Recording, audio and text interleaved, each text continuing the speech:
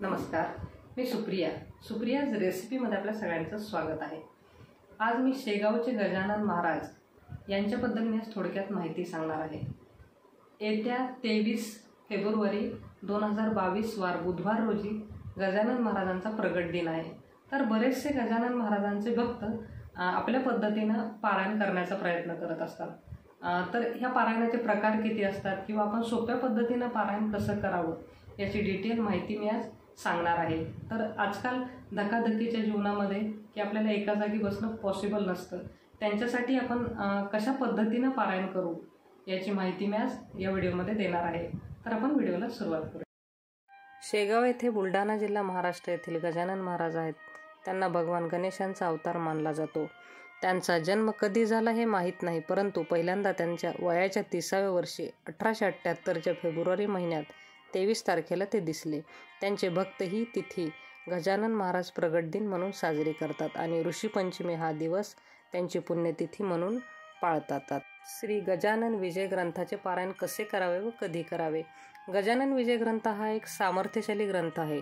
श्री गजाननांच्या भक्तांच्या जीवनातील कोणतीही समस्या सोडवण्याचे सामर्थ्य श्री गजानन विजय ग्रंथ वाचनामध्ये आहे।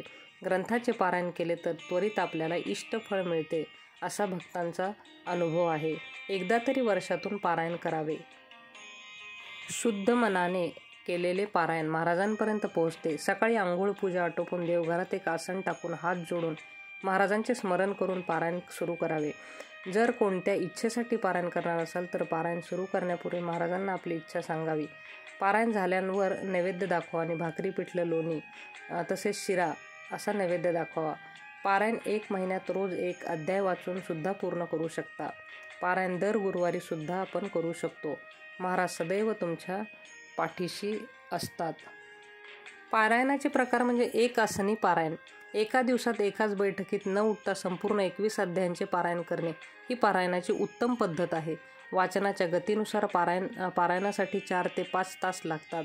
विशेष म्हणजे गुरुपुषामृत योगावर एक आसनी पारायण करण्याचे विशेष महत्त्व आहे। एक दिवसीय पारायण एकाच दिवसात पहाटेपासून रात्रीपर्यंत आपल्याला सवडीनुसार 21 अध्यायाचे पारायण करणे। आजच्या धकाधकीच्या काळात मात्र बऱ्याच जणांना आरोग्याचे प्रॉब्लेम्स असल्यामुळे एका जागेवर बसून पारायण करणे शक्य नसते, म्हणून 1 ते 2 ब्रेक घेऊन बरीच भक्त मंडळी पारायण करतात। ते एक दिवसीय पारायण। सप्ताह पारायण 7 दिवसात दररोज 3 अध्याय वाचून हे पारायण केले जाते। महाराजांच्या प्रगट दिन सप्ताहाच्या निमित्ताने अशा पारायणाचे मंदिरामध्ये व घरोघरी सप्ताहाचे पारायण आपण करू शकतो। 3 दिवसीय पारायण 3 दिवस 7 अध्याय किंवा 9, 7 व 5 अध्याय वाचून हे पारायण केले जाते। दशमी, एकादशी, द्वादशीच्या निमित्ताने 3 दिवसीय पारायण आपण करू शकतो। गुरुवारचे पारायण गुरुवार महाराजांचा शुभ दिन आहे किंवा 21 हा महाराजांचा शुभ अंक आहे। 21 भक्तांचा ग्रुप तयार करून दर गुरुवारी प्रत्येक भक्ताने 1 अध्याय वाचायचा व सगळे मिळून 21 अध्याय वाचून पारायण पूर्ण करावे। यामध्ये दर गुरुवारी 1 पारायण असे 21 मिळून पारायण करावे। गजानन महाराजांचा आवडीचा नैवेद्य म्हणजे पिठलं, भाकरी आणि कांदा। महाराजांचं जर पारायण करणे पॉसिबल नसेल तर गण गण गणात बोते हा मंत्र 11, 21, 31, 51 वेळा जसे जमेल तसे जपावा। गजानन महाराज की जय। व्हिडिओ आवडल्यास लाईक, शेअर, सबस्क्राईब करा। नेक्स्ट व्हिडिओसह भेटू, तोपर्यंत बाय।